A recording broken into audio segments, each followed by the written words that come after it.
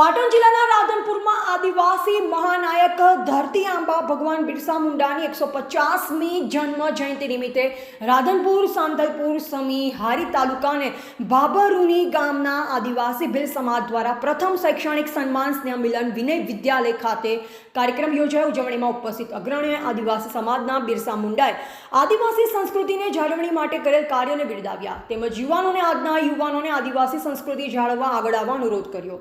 તેમજ આદિવાસી ભીલ સમાજના તેજસ્વી તાલાઓનું શિલ્ડ મોમેન્ટો આપી સન્માન કરવામાં આવ્યું। તેમજ સરકારી નવીન નોકરી કરતા કર્મચારીઓ ભાઈઓ અને બહેનોનું સન્માન કરાયું। કાર્યક્રમમાં ઉપસ્થિત મહેમાન ડીએમ બુંબડિયા, કાર્યપાલક ઇજનેર પાણી પુરવઠા પાલનપુર રંજનબેન ચૌહાણ રાજકોટ, મહિલા પ્રમુખ અખિલ ગુજરાત મહિલા ઉત્કર્ષ સંઘ ડોક્ટર હરિદેસાઈ અમદાવાદ, વરિષ્ઠ પત્રકાર ડોક્ટર રાશી પરમાર, દિયોદર કાર્યક્રમના અધ્યક્ષ શ્રી રાધનપુર 42 ગામના પ્રમુખ હરજીભાઈ ભાનાભાઈ તેમજ સમાજના અગ્રણીઓ, વડીલો, યુવાઓ, ભાઈઓ અને બહેનો મોટી સંખ્યામાં ઉપસ્થિત રહ્યા હતા। Bureau report Ramesh Rana, India live Gujarat.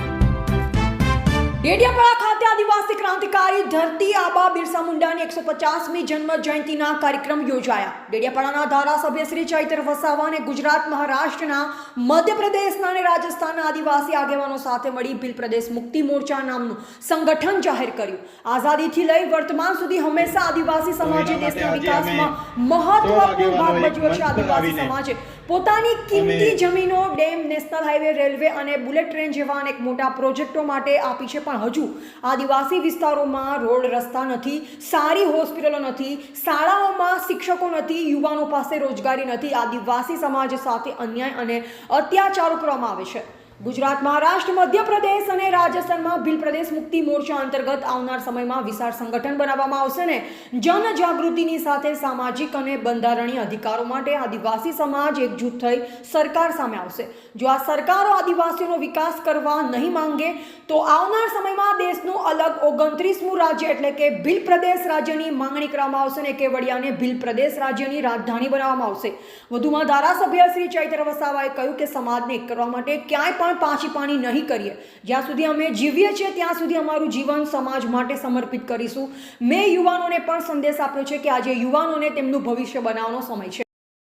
Bhil પ્રદેશ મુક્તિ મોરચાનું સંગઠન જાહેર કરીએ છીએ અને આવનારા દિવસોમાં આ સંગઠનની વિવિધ વિંગ એટલે કે ભીલ પ્રદેશ વિદ્યાર્થી મોરચા, ભીલ પ્રદેશ કિસાન મોરચા, ભીલ પ્રદેશ મહિલા મોરચા કે ભીલ પ્રદેશ યુવા મોરચા પણ આવનાર દિવસોમાં જાહેર કરવામાં આવશે। તમામ ગામ સમિતિ, તાલુકા સમિતિ અને જિલ્લા સમિતિઓ પણ બનાવવામાં આવશે।